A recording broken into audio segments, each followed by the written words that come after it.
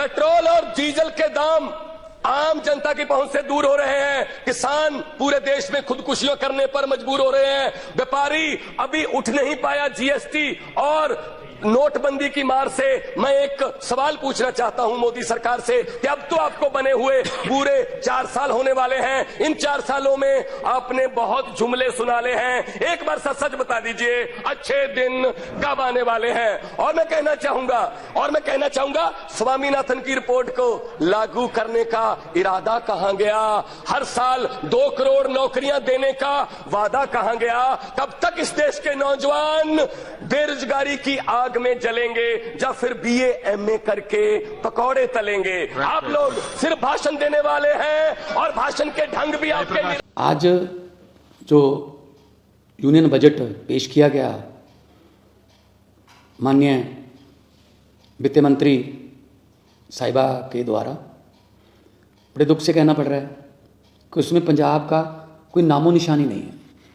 इससे पहले 26 जनवरी की झांकी पंजाब की गायब थी, रिपब्लिक डे से पंजाब गायब था, अब देश के बजट से पंजाब गायब है। ये समझ नहीं आती कौन सा बदला ले रहे हैं ये पंजाबियों से। हमने, क्योंकि बॉर्डर स्टेट है, हमने 1000 करोड़ रुपए की मांग की थी कि बीएसएफ उनको अपग्रेड करने के लिए, मॉडर्नाइजेशन करने के लिए बॉर्डर की, क्योंकि ड्रोन वगैरह बहुत आते हैं, एंटी ड्रोन सिस्टम लॉन्च करने के लिए, उसका नाम भी नहीं लिया गया। हमने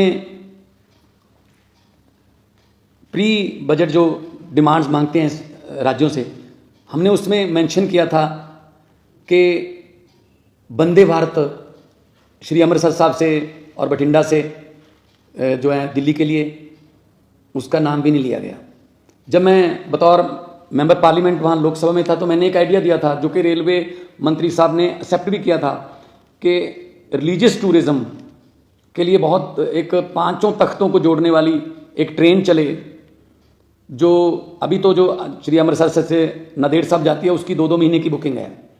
अगर आप श्री अकाल तख्त साहब से तख्त श्री केसगढ़ साहब तक, अगला पड़ाव जो है तख्त श्री पटना साहब तक, उससे अगला पड़ाव तख्त श्री हजूर साहब नांदेड़, उससे अगला पड़ाव जो है वो तलवंडी साबो का हो और वापस फिर अकाल तख्त साहब। तो ये ऐसी ट्रेन जिसमें लाखों जो एनआरआईज भी हैं वो भी 5 तख्तों के दर्शन करना चाहते हैं, लेकिन उनको बहुत दिक्कत होती है, कोई नामो निशान नहीं है उसका। और कोई एमएसपी, नई फसल पे कोई एमएसपी नहीं दी गई है। हमने कहा था कि 1500 रुपये पर एकड़ जो पराली जलाने की समस्या है उसमें 1500 रुपये पर एकड़ सेंटर दे दे, बाकी हम दे देंगे, लेकिन उसका भी नाम नहीं लिया गया। किसानों को तो मतलब अपने हाल पे छोड़ दिया गया, किस्मत पे छोड़ दिया गया है। और हम कॉलेज बना रहे हैं, 16 नए मेडिकल कॉलेज बना रहे हैं। इन्होंने कहा है कि जी कि नर्सिंग कॉलेज खोलेंगे, कब से खोलेंगे, कब से वो चल रहे होंगे, कोई उसमें डिटेल नहीं है। और सबसे बड़ी बात है कि शेड्यूल्ड ट्राइब्स के लिए काफ़ी सहूलतें दी गई हैं, अच्छी बात है, लेकिन शेड्यूल्ड कास्ट के लिए कोई भी ऐसी स्कीम नहीं है कि जो शेड्यूल्ड कास्ट हैं, एससी हैं, बीसी हैं, जो पिछड़े वर्ग से हैं, उनको ऊपर उठाने के लिए, उनको उनका जीवन स्तर ऊपर उठाने के लिए कोई पैकेज हो। तो सिर्फ कागज़ में लिपटा हुआ एक लिखती एक स्क्रिप्ट थी। इससे पहले भी बजट में पेश कहा गया था आने वाले 2023 में, 2024 में हम किसानों की आय दुगनी कर देंगे। कहाँ दुगनी की है आय उनकी? एमएसपी के नाम से तो ये सरकार, मेरे ख्याल में सेंट्रल सरकार जो है चिढ़ती है। तो किसानों से एक किस्म का बदला लिया गया है, क्योंकि उन्होंने आंदोलन किया था, इतना बड़ा आंदोलन किया था, तो किसानों के बारे में कुछ नहीं बोला गया, कोई एमएसपी नहीं दी गई। और पंजाब एक बॉर्डर स्टेट है, हमें बहुत चैलेंजेस हैं। हमारी पुलिस को अपग्रेड करने के लिए, हमारे बॉर्डर को अपग्रेड करने के लिए हमने एक सजेशन दिया था कि जो तार के पार 3-3, 4-4 किलोमीटर तार के पार ज़मीन है, क्यों ना तार को हम 200 मीटर तक ले जाएं। इंटरनेशनल लॉ है कि 150 मीटर तक आप लेके जा सकते हो, लेकिन हम कहते हैं 200 मीटर तक ही ले जाओ, ताकि जो तार के पार जिनकी ज़मीन है वो किसान जो हैं उनको आई कार्ड दिखा के, और बीएसएफ का भी टाइम उनकी फिस्किंग में, तलाशी लेने में जाता है, बीएसएफ खुद जाती है खेती करवाने के लिए, तो कि 200 मीटर तक तार ले जाएं तो बहुत सी ज़मीन जो है वो तार से इधर आ जाएगी, बहुत किसानों को फ़ायदा हो जाएगा। उसका कोई मेंशन नहीं किया गया।